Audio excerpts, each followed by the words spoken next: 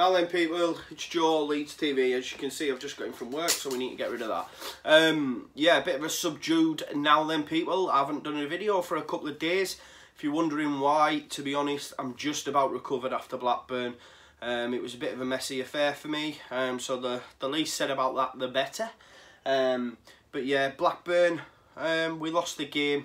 You know, I got into the ground late, walked into the ground, we were 1-0 down. It wasn't great. We did have opportunities during the game, don't get me wrong. But it was just one of them days, you write it off. We've now got 2 home games coming up. We've got Ipswich tomorrow, which I'm going to touch on, and obviously we've got Forest on the weekend.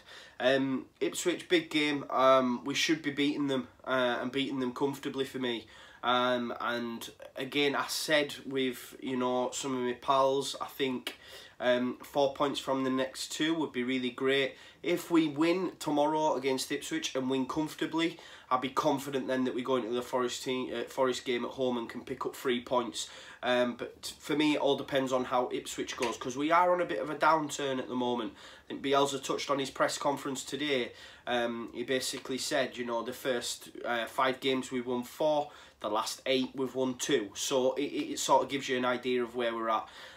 As for the channel, guys, you know, we were going to get a Skype call out on Sunday. It didn't go as planned. Some of you might have seen the live feed that we put out. It wasn't great, so we decided to scrap that. We're going to go again Sunday and hopefully get some better content out. So sorry for the delay in getting content out, guys. As I say, you know, I was a little bit worse for wear after Blackburn. What's come out today then? I don't know. A lot of you have seen fucking Pontus Jansson's been banned. Like, I did the thing with the Talking Shut guys the other week, and after it had finished, we had a little bit of a chat. Someone mentioned about a ban, and we all agreed they're not going to ban him. Surely they can't ban him because of, you know, Conor not getting done for the headbutt, for example. Apparently it wasn't a deliberate headbutt. We just assumed he would get a fine. It turns out now they've banned him. You know, I cannot believe this.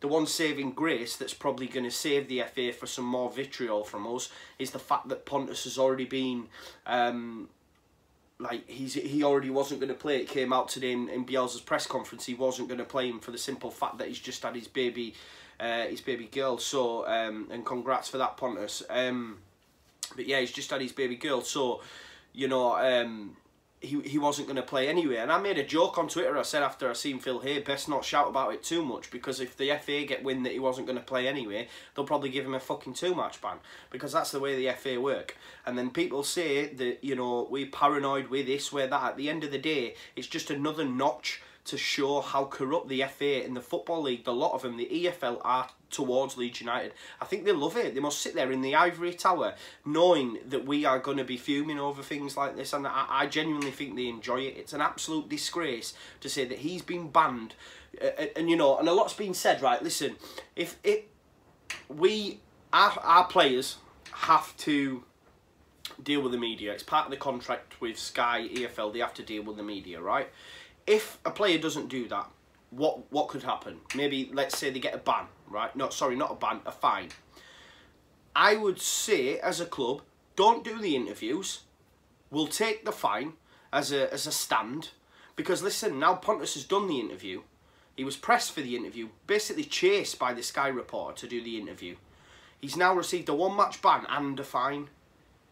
Let's get rid of any chances of any bans or any fines in future and just fucking not do the interviews. Do you know what I mean? It's an absolute joke, and it just pisses me off, and it pisses all Leeds fans off, you know? It's just not on. But listen, it's happened. Let's move on.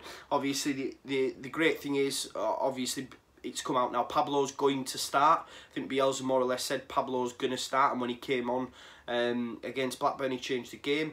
You know, you could see that we have missed him, and I think Bielsa had touched on, you know, previously in them first, you know, 5 games when we had Pablo Giroud, we needed, you know, 2 or 3 opportunities to score a goal. Now we need 5 or 6. You know, he even touched on and went on to say that, you know, for goals scored, Leeds are second in the Championship, but for missed chances, we're first.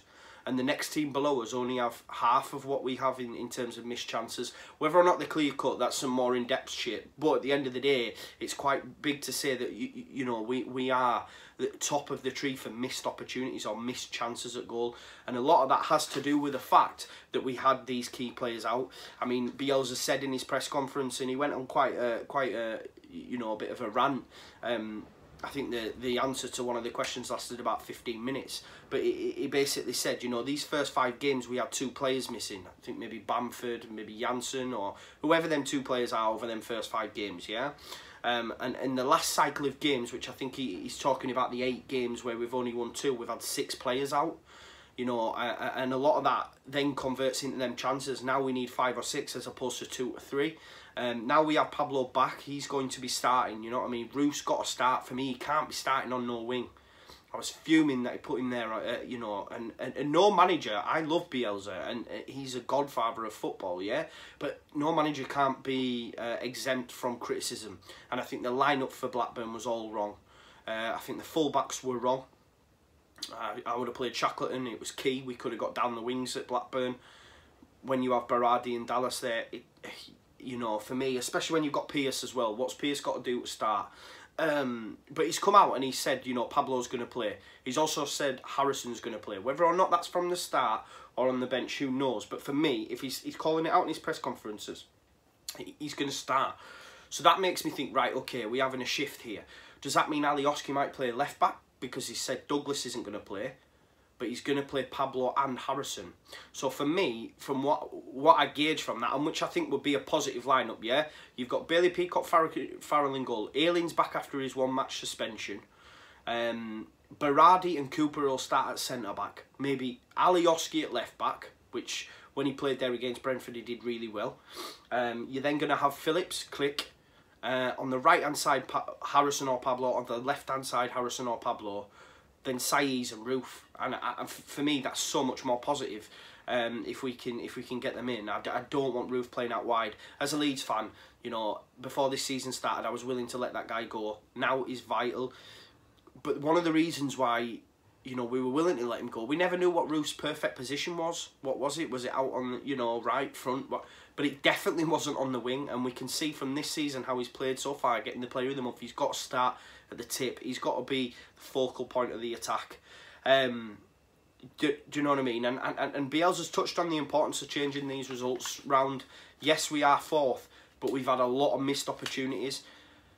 We could have a you know, a bit of a cushion really, if we'd have played to the best of our ability. And we haven't been, guys, and I think you'll all agree with that. You know, unfortunately I won't be at the Ipswich game tomorrow, work commitments and travel and stuff. I'm not going to be able to get down, but I'll be watching at home. And I genuinely hope this time it's not a case of we will, because, you know, I said before the Blackburn game, for example, that I did think we would put Blackburn on to the sword basically.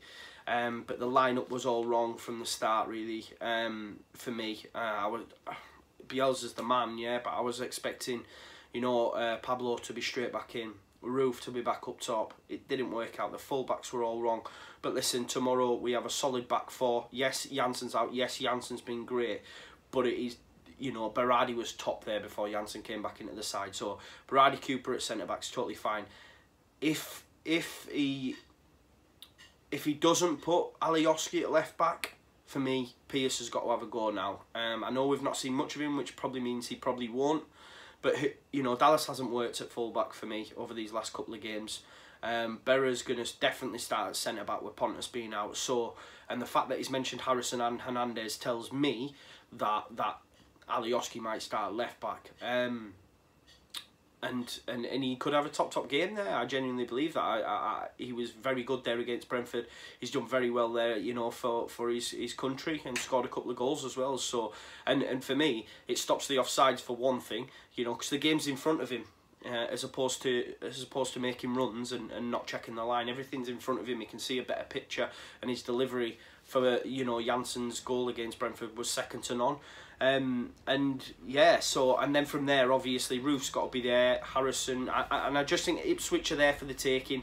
Ipswich, if we beat Ipswich comfortably, which we should, then I go into the Forest game with renewed hope that we can get 3 points against Forest as well, because they're a very decent outfit, Forest. They beat Borough 2-0, which is no mean feat. I mean, Borough are a very difficult team to beat. Regardless of what we think about them or what anyone thinks, you guys think about them, they're a very difficult team to beat. One thing I will say though, like, I know they beat, but one of my pals who's a season ticket at the Borough says Forest weren't great and they shouldn't have won that game. You know, I didn't watch the game, so you guys might think otherwise, but Forest's the big one, because I think we should be beating Ipswich at home, and they've not been very good, and to a man they're not that great. But listen, I said we'd beat Blackburn comfortably. I was naive. Blackburn have got a very decent squad, really, to be fair. They looked pretty decent. But, you know, the next three now, Ipswich tomorrow, Forest, and then we're away at Wigan, who are on a very good run at the minute, and I believe they're currently beating, I forget who they're playing now, but I know they're 1-0 up. So they're on quite a good little run at the moment, Wigan. So let's definitely get 4 from the next 2. Let's hope for 6, and then we'll see where we're at November time. But yeah, it's been a pleasure as always, guys. Sorry for, you know, the delay in the videos and stuff, but I'll make sure after the Ipswich game you'll get a video out. We'll get a video out. We'll do a Skype call with the guys on Sunday. Start getting some more regular content out. It's been a pleasure as always, guys. Make sure you like, share, subscribe. Put it in the comments what you guys think about the Janssen situation. You know, we're constantly listening and I love getting your feedback, guys. But yeah, thanks very much. Leeds, Leeds, Leeds!